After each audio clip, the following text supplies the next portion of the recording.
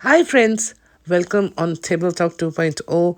बात करेंगे आज हम एक और यूट्यूबर की, और वो यूट्यूबर जो है वो इंडिया नहीं पाकिस्तान से है। This person is known as Ducky Bhai in general, और इनका रियल नाम है Sadur Rahman and he is around 26 and 27 years of age.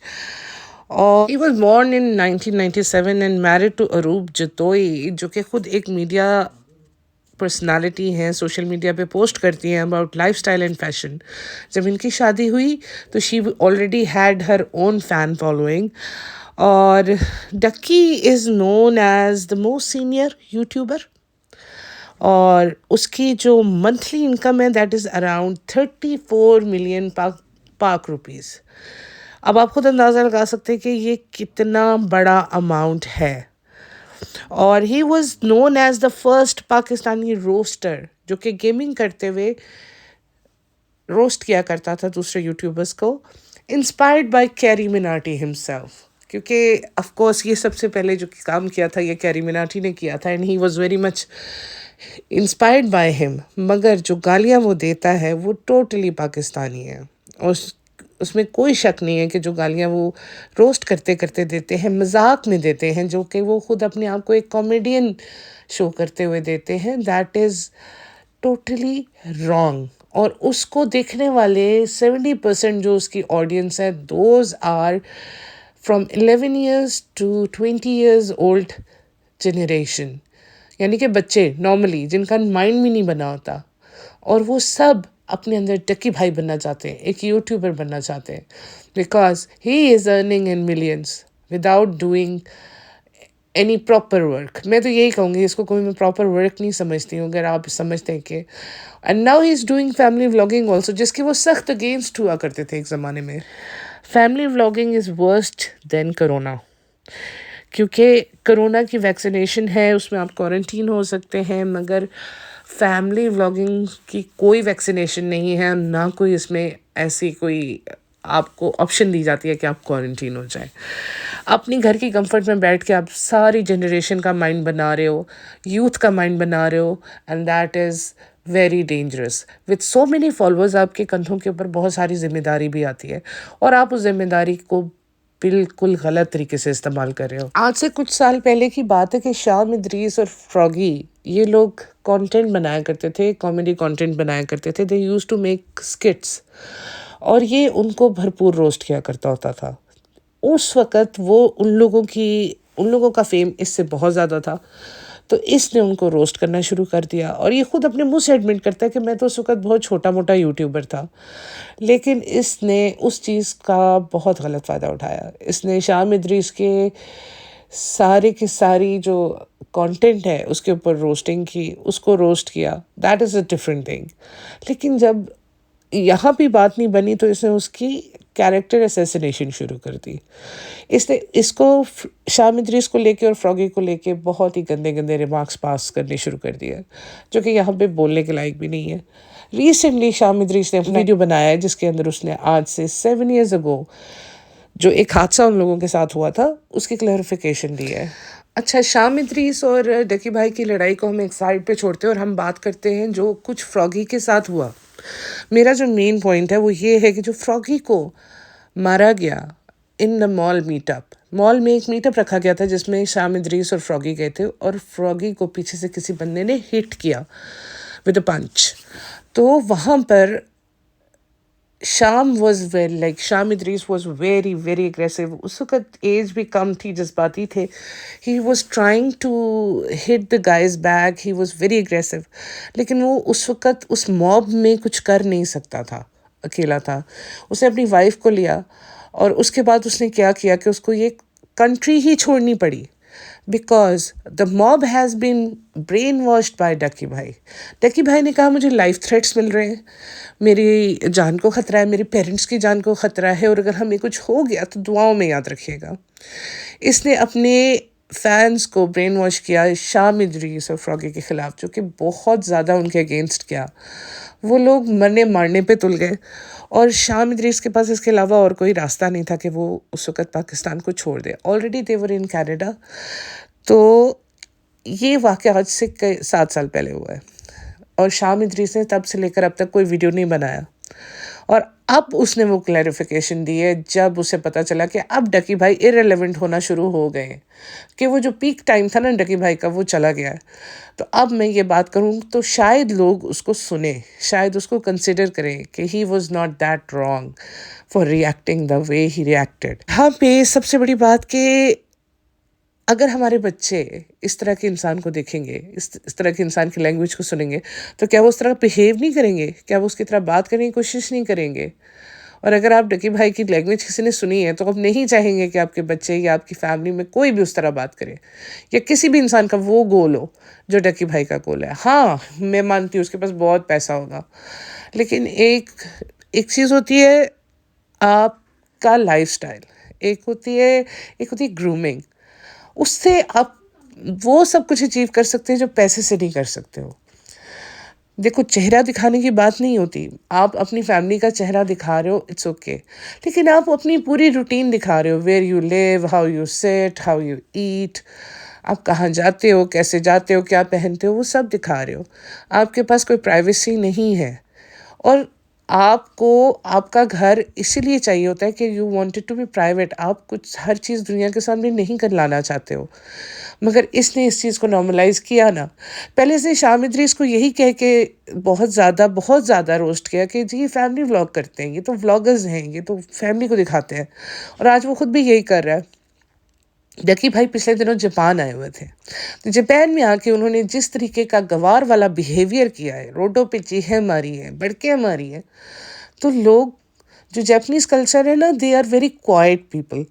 ये ट्रेन में बात तक नहीं करते, इनकी ट्रेन में फ़ोन आ जाए ये फ़ोन नहीं सुनते, इनकी फ़ोन की बेल्स भी ऑफ होती है, साइलेंट पे होते हैं। और ये ट्रेन में वीडियोस बना रहा है चीखे मार मार के, रोडों पे शोर कर रहा है, होए हुई। आपने देखा तो होगा वो किस तरीके का गंवार इंसान है। जब भी ये रिप्रेजेंट करता है पाकिस्तान को, तो पाकिस्तान का कोई भी अच्छा इंप्रेशन नहीं पड़ता है किसी पे, गलत ही पड़ता है। और I am totally with Shahid Idris कि वो लोग इसके मुकाबले में बहुत ज़्यादा पढ़े लिखे थे, उन लोगों ने वो चीज़ें जो थी एक्सपीरियंस की हुई थी जो ये सोच भी नहीं सकता। तो इसके पास और कोई तरीका नहीं था उनसे लड़ने का सिवाय इसके कि ये उनको गंदा कर दे, उनके खिलाफ एक मुहिम चला दे, लोगों के ब्रेन्स बना दे और ख़ुद फेमस हो जाए। क्योंकि उनका मुकाबला, अपना कंटेंट तो बेहतर कर नहीं सकता था, क्योंकि उनका मुकाबला करना इसके बस का नहीं था। तो इसने उनका कैरेक्टर असैसिनेट करके अपने आप को आगे लाया। इतना इतना ज़्यादा उनके बारे में लोगों के दिमाग ख़राब किए कि लोग बिल्कुल उनके अगेंस्ट हो गए थे। लेकिन आज अगर आप डकी भाई को देखें तो शायद आपको समझ में आए कि वो जो कह रहे थे, वो जो कह रहे हैं अब, वो सही कह रहे थे। आपस के कॉन्फ्लिक्ट जैसे भी हो एक तरफ, आपको कोई राइट नहीं बनता कि आपके जो फेलो यूट्यूबर है उसकी वाइफ पे जाके हाथ उठाओ, और वो भी आपके फैंस के थ्रू, अपने फॉलोअर्स के थ्रू। कॉमेडियन कॉमेडियन कह के इसने इतने सारे, अब कॉमेडी जो है, कॉमेडी एक ऐसा जॉनर है जो कि बहुत सारे मल्टीपल सब्जेक्ट्स को कवर करता है। I agree with that. Comedian कह के इसने अपने आप को ई कॉमर्स भी बेच रहे हैं जनाब, कोर्सेज बेच रहे हैं, how to be a millionaire, how to be a YouTuber, how to do that, how to do whatever, और वो भी रजब और नदीम नादिया वाले के साथ, नादिया वाले के साथ, आई डोंट नो। तो ये तीनों लोग एक नंबर के जाहिल लोग हैं, इनसे कोई कोर्स मत खरीदिएगा। These are scammers. ये आपको वो चीज़ करने को बोल रहे होंगे जो ऑलरेडी फ्री में यूट्यूब पे अवेलेबल है। तो 5,000 पाकिस्तान में इस वक्त किसी कोर्स के लिए देना पर मंथ, वो भी यूट्यूबर बनने के लिए, बेवकूफ़ी है। ऑलरेडी फ्री में ऐसे कोर्सेज अवेलेबल हैं। सो अगर आपको इनका कोर्स लेना है तो सोच रहे हो तो मत करो, क्योंकि ऑलरेडी फ्री में ये कोर्सेज अवेलेबल हैं। व्हाई यू हैव टू पे फॉर दैट? यूट्यूब को मास्टर करने की कोई डिग्री नहीं बनी है ना। अगर ऐसा ही होता तो कॉलेजेस में ऑलरेडी यूट्यूब स्पेशलिस्ट के नाम से कोई सब्जेक्ट बन गया होता अभी तक, क्योंकि वो जो एजुकेशन वाले हैं ना, उन्हें पैसे कमाने के ज़्यादा तरीके आते हैं। और अगर ऐसा कुछ होता तो वो खोल चुके होते। ये आईटी वाले हैं ना, आप कोई आईटी का अच्छा सा कोर्स कर लो, लेकिन बजाय इसके कि यूट्यूबर कैसे बनना है, यूट्यूब के एल्गोरिथम को कैसे समझना है, नोबडी कैन अंडरस्टैंड दैट। एक टाइम आता है आप लोग इरेलेवेंट हो ही जाते हो, आप कभी भी रेलेवेंट नहीं रह सकते हो। अभी डकी भाई के व्यूज़ में भी बहुत ज़्यादा कमी आ रही है, बट फिर भी इन लोगों को कल्ट की तरह फॉलो मत करो। Don't worship them, don't idealise them. इनकी ज़िंदगी वैसी नहीं होती जैसे आप सोच रहे होते हो, क्योंकि जो कुछ इन्होंने करना है वो कैमरे के पीछे करना है। जस्ट लाइक मैं अक्सर सबा लोगों के ऊपर बात करती हूँ, क्योंकि मैं उनको रेगुलर फॉलो करती थी। उनके बारे में मैंने सब कुछ देखा हुआ है, तो मैं जब उसके ऊपर वीडियो बनाना शुरू करती हूँ वो बन जाती है। लेकिन इन लोगों की वीडियोस इस लायक भी नहीं है कि मैं उनको देख सकूं। अब ये जो कुछ रजब भट्ट कर रहा है, जिस तरह अंधा पैसा उसने अपनी शादी पे ज़ाया किया है, मैं कभी भी आप लोगों को एडवाइस नहीं करूँगी कि इस तरह अपने पैसे को आप आग लगाओ। आप लोगों का मेहनत का पैसा, आप लोग इस तरह से पैसा नहीं ज़ाया कर सकते। लेकिन जब आप इस तरह की चीज़ें देखते हो तो आपका दिल चाहता है कि हाँ, काश हम भी ये सब कुछ कर सकें। आप तो शायद समझदार हैं, लेकिन आपका 18 साल का या 16 साल की बेटी उतनी समझदार नहीं है। उसका दिल चाहेगा कि ये सब कुछ हो। तो उस एज में अपनी ख्वाहिशात को कंट्रोल करना बहुत मुश्किल होता है। तो अगर आप ऐसे लोगों को उनको देखने दे रहे हो, तो आप उनको एक तरह से आप उनका माइंड बना रहे हो कि नहीं, ये लाइफ ऐसे ही होती है, शादी ऐसे ही होती है। देर इज़ अ वे, शादी सिंपल भी हो सकती है। ज़रूरी नहीं है कि उसके अंदर इतना पैसा ज़ाया किया जाए। तो stop your childrens to watch. इतने ज़्यादा जाहिल लोगों को देखना बंद करो। देखना ही है तो किसी अच्छे, मतलब आजकल तो लेक्चर्स मिल रहे हैं यूट्यूब के ऊपर, लोग आके फ्री में लेक्चर्स दे रहे हैं हर सब्जेक्ट के ऊपर। आईएएस कैसे करना है, सीएसएस कैसे करना है। अब वो लोग उस तरफ उनका माइंड बनाओ। आपके बच्चे हैं ना, अगर यूट्यूब देख के उनका माइंड बनता है तो आपकी बात सुन के भी उनका माइंड बनेगा। मैंने तो देखा कि जितनी छोटी एज से आप उनको किसी साइड पे लगाते हो, उसी साइड पे उनका इंटरेस्ट डेवलप होना शुरू हो जाता है। तो इन लोगों को बैन होना चाहिए, सच पूछो तो। क्योंकि यूट्यूब को नहीं पता है कि ये क्या बोलते हैं। वो हर लैंग्वेज, वो सिर्फ ये देखता है कि इस वीडियो को लोग देख रहे हैं, इसको और आगे बढ़ाओ, इसको और लोगों को दिखाओ, सजेस्ट करो। लेकिन ये कि आपके ऊपर डिपेंड करता है। आप अपने बच्चों पे नज़र रखो कि वो क्या देख रहे हैं। ऐसे लोगों को देख रहे हैं तो उन्हें रोको। एज एज ए पेरेंट, ये आपका फ़र्ज़ बनता है कि आप नज़र रखो आपके बच्चे यूट्यूब पे, फेसबुक पे क्या देखते हैं। बिकॉज़ ये लोग इस लायक नहीं हैं कि इनके इन्फ्लुएंस में आया जाए। और लोग आ रहे हैं, बच्चे आ रहे हैं, यंग जनरेशन आ रही है। तभी तो सारे, जिस छोटे बच्चे से पूछो आजकल यही जवाब मिलता है, मैं यूट्यूबर बनना चाहता हूँ। अपनी नाक साफ करनी आती नहीं, यूट्यूबर बनना चाहता है वो। तो यूट्यूबर यार, ये थोड़ा बहुत साइड हसल के लिए ठीक है, मज़े के लिए करो, इन्जॉयमेंट के लिए करो। लेकिन वो भी जब आपको कोई आपके अंदर टैलेंट है तो। विदाउट एनी टैलेंट टिकटॉकर्स बने हुए चल के दिखा रहे, ये जी बड़े फेमस हो गए। कब तक लोग आपकी वॉक देखेंगे, कब तक लोग आपके ये शशके देखेंगे। आपसे ज़्यादा बेहतर एक दिन कोई आ जाएगा और लोग उसकी तरफ इंटरेस्टेड हो जाएंगे। तो इसके ऊपर मत रहो, ये चीज़ें गलत है।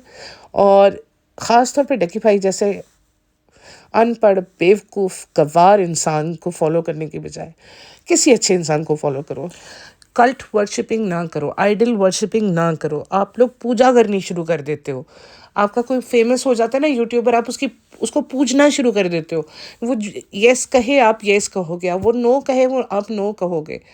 यार वो आम सा आदमी एक दिन उठ के कैमरा पकड़ के आपको, लोगों को गालियां देना शुरू करते हो और आप उसके फ़ैन हो जाते हो, और वो जो कहता है वैसे करने शुरू हो जाते हो। ये तो फिर आप लोगों की बेवकूफ़ी है ना।